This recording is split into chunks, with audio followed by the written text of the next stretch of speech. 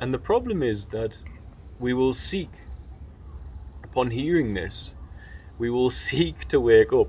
We'll say, okay, what do I do to wake up? But when we do that, and we don't do it slowly enough, we don't look at it, you hear someone telling you, like myself, of this state of consciousness, of freedom, of awakeness, and you will take it and agree. And then you'll say, right, how do I get there?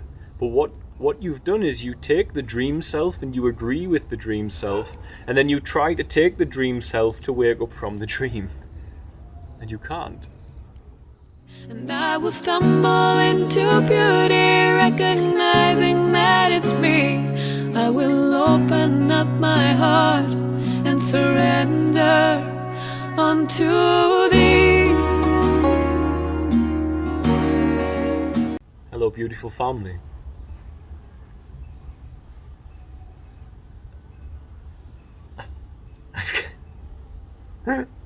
This is Poopy. We rescued Poopy 2 weeks ago, and his name is Poopy because my little boy cannot. He was trilingual, so he hasn't got every word down yet, but he cannot say puppy, so he says Poopy. And we found him in a plastic bucket with an airtight lid on top in the hot sun. And the family who did it said that they were tired of him barking, and so they put him in there. And I guess I can use that to lead into this. You know, humanity is trapped in a dream, individually and collectively. And the result of being imprisoned in this dream is we become separated from that which we deeply need.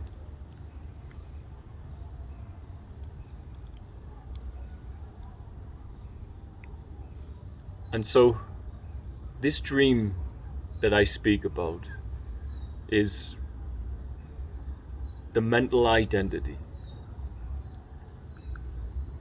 As I sit here now, it's very hard for me to put a label, a symbol, a name, a word onto the state of consciousness that I feel.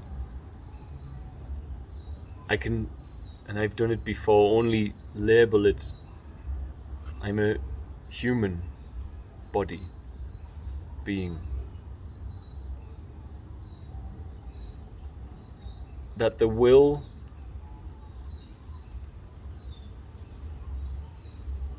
of the love of creation is working through and speaking through.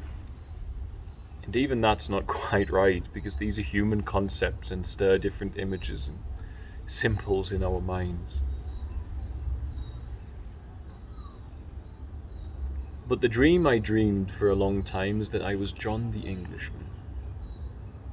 And the events and the memories I collected from that character inside the collective dream of the system, I did not just take those memories in, but as they were coming in, I would assign different character traits and the mental identity around what was happening to me. I was building up an image of who I am inside my mind. And so this is a dream, because this is the reality is what is happening, and the assignment of symbols and words and image to that, and opinion and judgment, this is all human concept, and this is where the dream self is born. And so many live their whole life as the dream self, never to awaken until perhaps the very last moment. And perhaps that's how it's supposed to be for them. But the dream self is the one who looks out at the world, the occurrence of the now, the occurrence of everything happening right here, right now. That collective expression that you are partaking in. You are not separate, observing it, you are partaking. But the dream self is the one who looks out and feels separate from it and judges it and says, this is not how it should be. This person is not behaving how I want them to behave. And so the dream self automatically creates a tension within it because it doesn't accept the reality around it. Instead, it lets the reality around it stimulate it and churn it up and create tension. Now, it's not that you enter a state of consciousness where you become totally passive. Look at me and the life I lead and the things I do.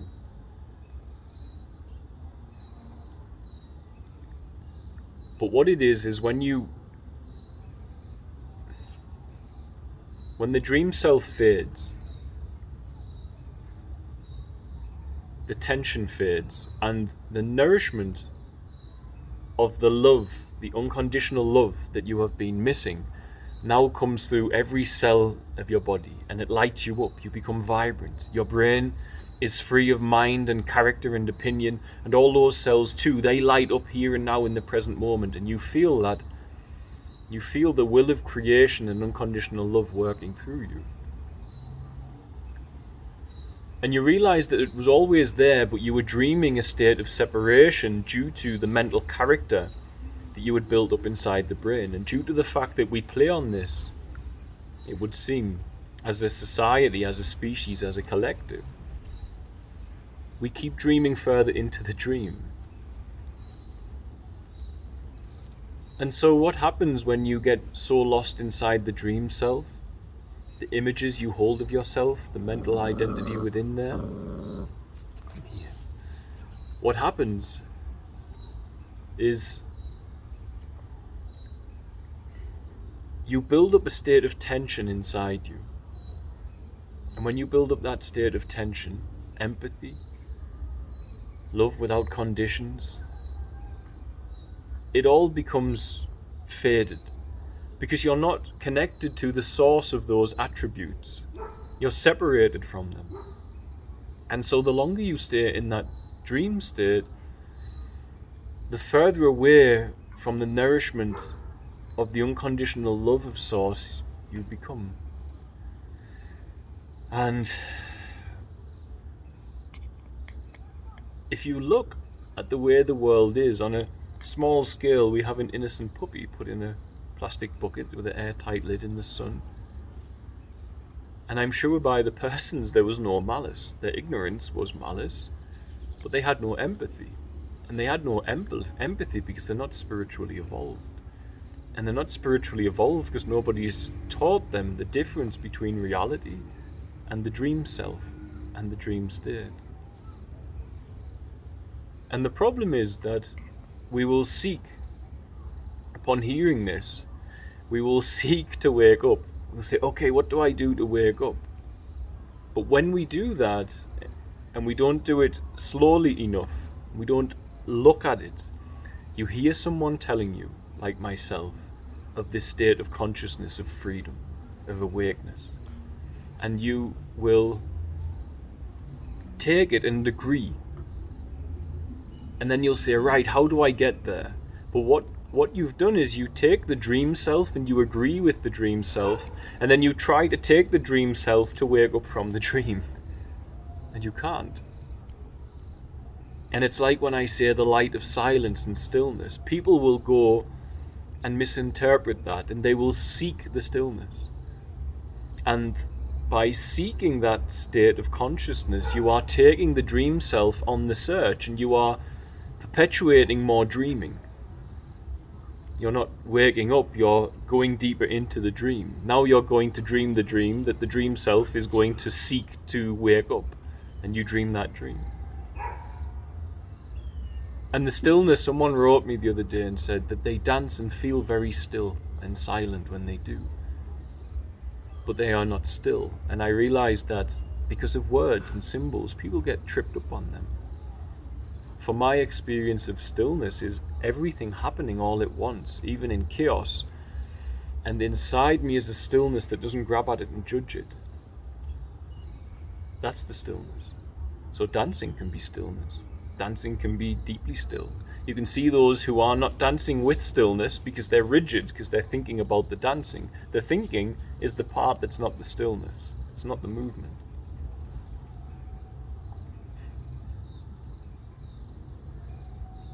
And so,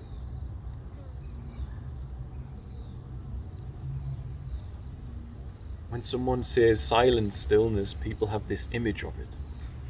That they're going to take the dream self and hold it still, like this. And everything will be blank. But it's not that. It's the dream self going away because you awaken. And when you awaken, you enter that space within you of acceptance of what is. And that creates the stillness. The dream self creates the tension. Now, it's not to be passive. It's not that you find it and go, okay, great, that'll do. I'm in a very unusual position for humanity. Out of many humans, I'm in a very unique position with my life.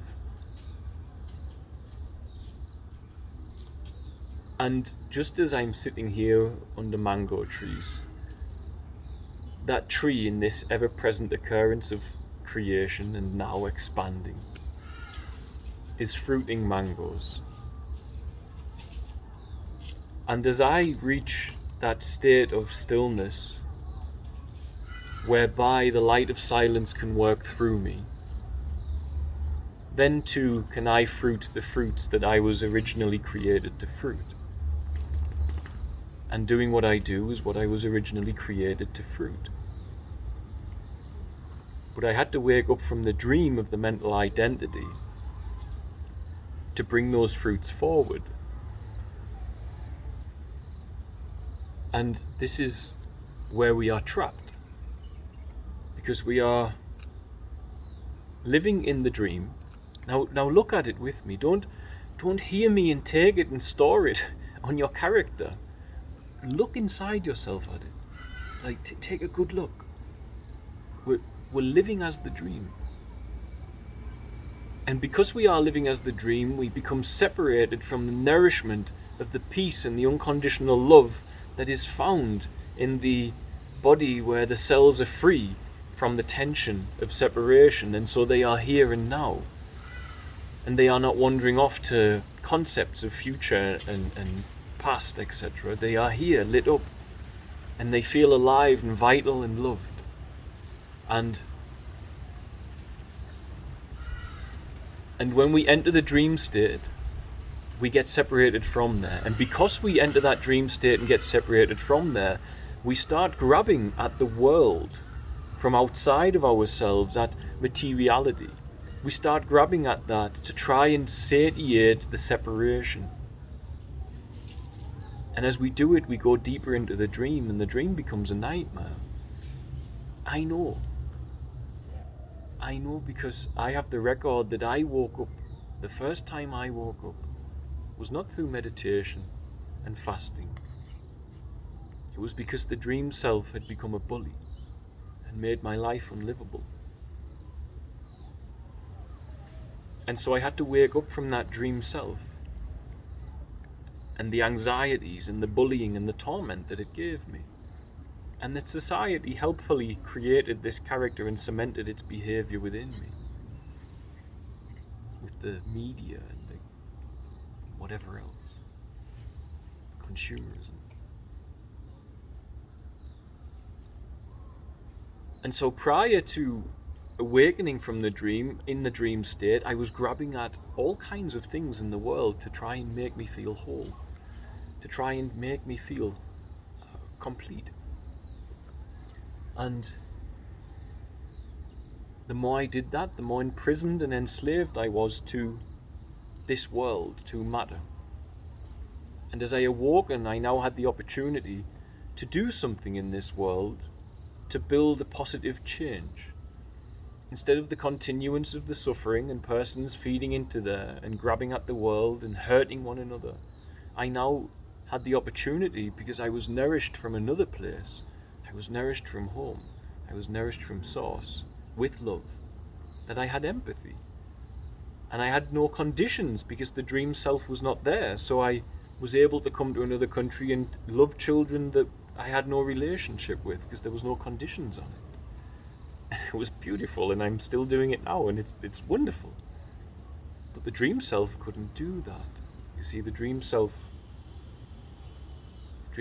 hasn't got that.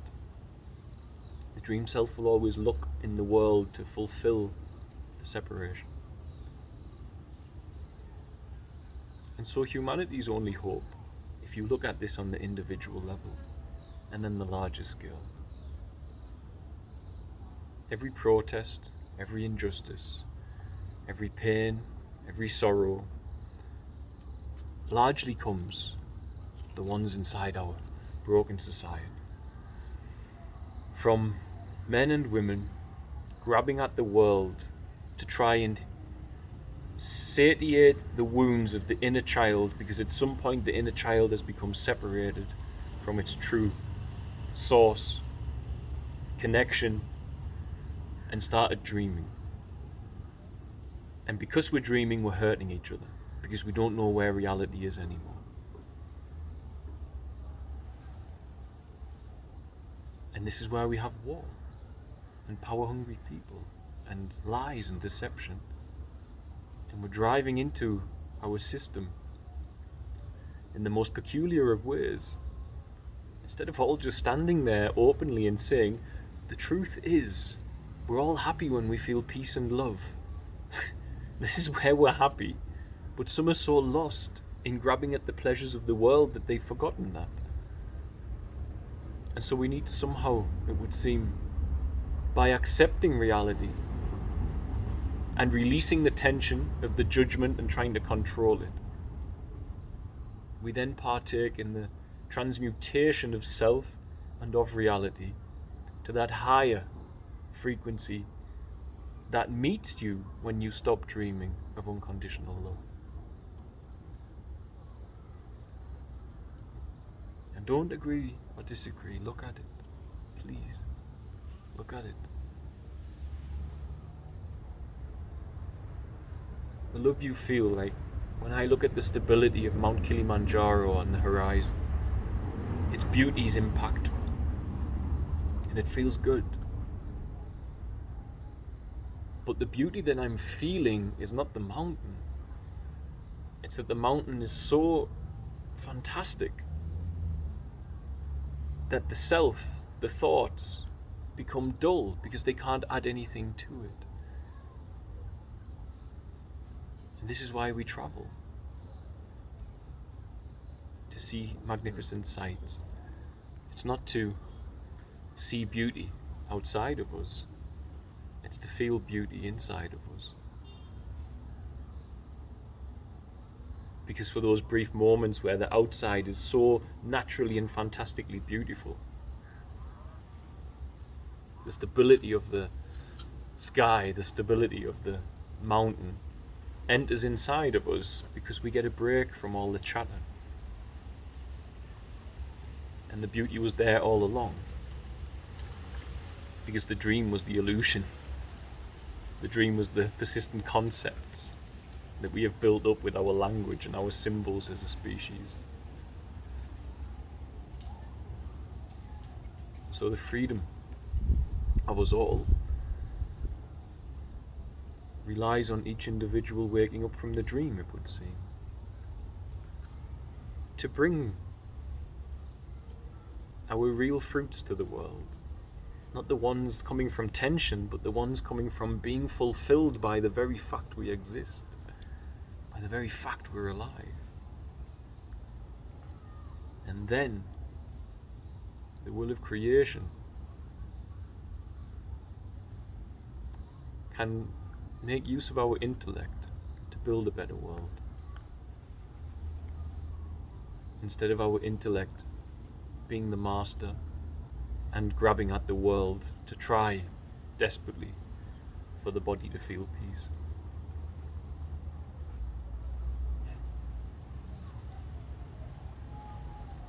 Most of us are dreaming.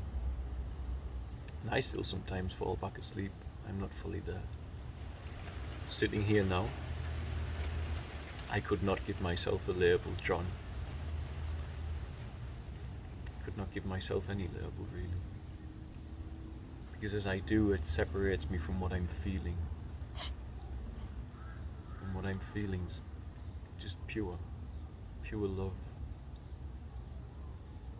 And every time I try to put a label, a symbol, a name, it becomes less. Every time I try to take something from the world, it becomes less.